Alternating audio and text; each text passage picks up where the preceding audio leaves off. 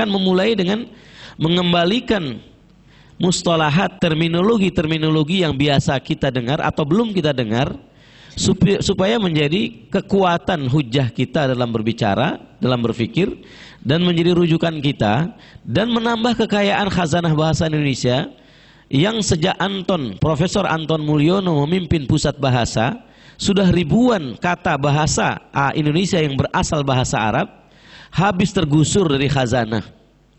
Seperti kata-kata surat kabar dirubah menjadi berita harian. Karena surat dan khabar adalah bersumber kata bahasa Arab. Surat dan khabar menjadi berita harian. Dan kita juga melihat bermacam-macam istilah baru yang menggeser istilah-istilah yang lebih dekat dengan emosional kita. Kalau kita mau banding-banding kamus besar Indonesia, timnya tim Nasrani, sehingga definisi Tuhan adalah dia adalah jiwa yang hidup. Nah, jiwa gambarannya itu. Jadi nggak jelas, ya. Tidak sesuai dengan akidah Islam. Tetapi kalau kita kembali pada kamus lama Sultan Muhammad Zain yang diperbaharui oleh Yus Badudu, Profesor Yus Badudu, terasa getaran-getaran menyambung antara akidah kita dengan bahasa yang kita ucapkan harian. Muhasabah misalnya telah hampir berganti dengan kontemplasi, lebih keren. Tetapi eksekutif sekarang ini lebih suka kembali pada muhasabah. Ini, jadi kita sedang melakukan satu pengayaan budaya, sekaligus juga satu perang budaya dan pertahanan budaya dari penghancuran dan kehancuran yang diprogram orang. Al-imanu birububiyatillahi ta'ala likulli syai'in. Pasal 2 tentang Al-faslu tsani al-iman. Iman birububiyatillahi, dengan rububiyah.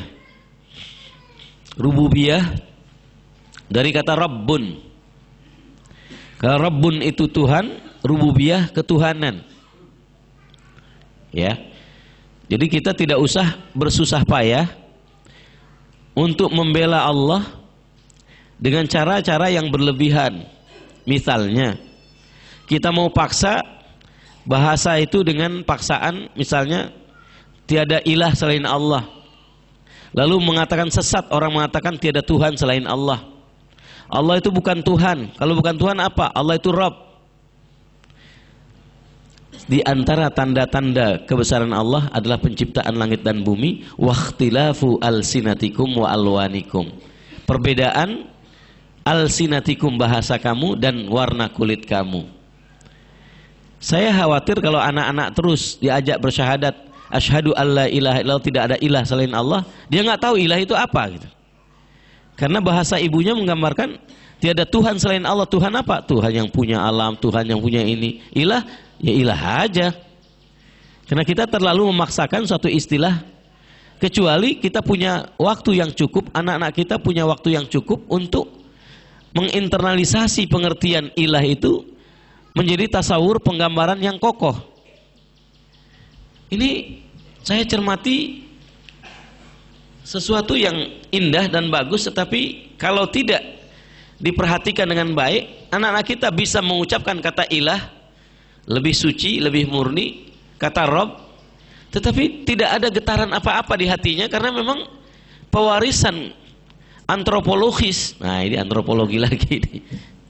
Pewarisan antropologi bahasa, maaf para sarjana antropologi, terputus oleh keterkejutan yang tidak membuat kita sempat mendalamkan makna itu ke dalam hati anak-anak, yang membuat mereka bergetar tentang Tuhan. Tuhan. Ya, karena kata-kata ilah itu sudah ada di mulut mereka, tetapi belum merasuk dalam ruang hati mereka. Jadi kita tetap mengatakan asyhadu alla ilaha illallah, tiada Tuhan selain Allah, tiada Rabb selain Allah, tiada ilah selain Allah, tetapi terus memperkaya sampai perpindahan ini selamat dan aman. Alhamdulillah, peralihan kata-kata sembahyang menjadi sholat sudah